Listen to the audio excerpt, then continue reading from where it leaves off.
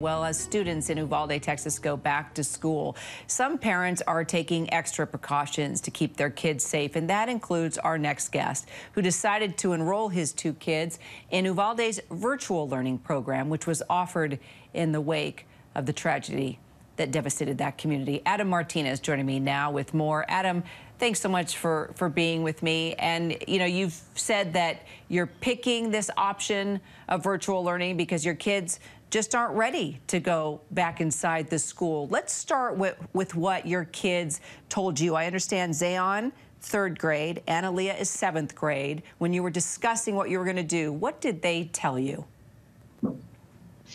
They just felt like even if there was high fencing or even if there was 100 cops there, if a shooter came in, they were not going to protect them.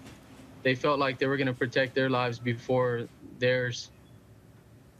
So when they expressed that to you as a dad, what were you thinking? Were you pretty much thinking the same thing? Were you waiting to sort of see how they felt, and then you were going to make that decision together? How did you process this? Because no doubt we want our kids in school, right? We want them to socialize and interact with their teachers and their friends. They just went through COVID. So how did you process this and decide what was best?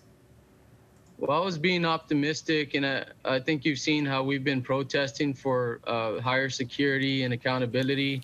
And so my hopes was to, when I did tell them about the security and the fencing, that they would be willing to at least try it out. But I was disappointed to hear that they were scared. And when they said that, how do you respond? Are you supposed to say, no, they will go in next time? I mean, they haven't been fired. A lot of them haven't been fired. They're still around here.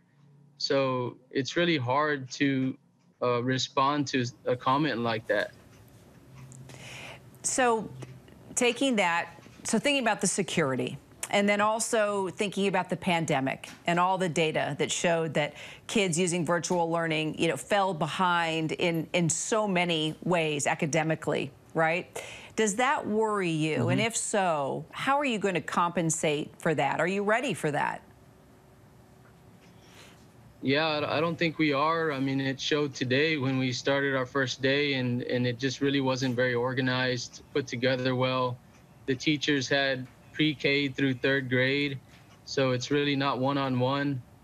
It's a huge sacrifice, and I've talked to my wife about it. We're going to have to make changes. She'll be staying home because she's on maternity leave, so she'll have some more attention that she can give towards them. But it's definitely going to be a challenge. It's just, if they're scared to be there, even if they're at school, it's hard to learn when you're scared for your life. And so how are you going to keep the conversation going then, as a dad, as a family, when you're sitting down with Zayon or Analia? What if they say to you, okay, we're ready now. Let's say they start this for a couple months, and then they're feeling a little better. They're hearing from other students. They're getting feedback from their friends.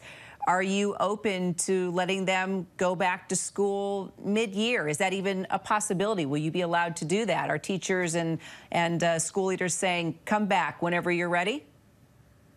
Yeah, it's definitely an option, and we did talk about that. I told them, let's try this for one semester. Would you be willing to reconsider going back? And they said yes.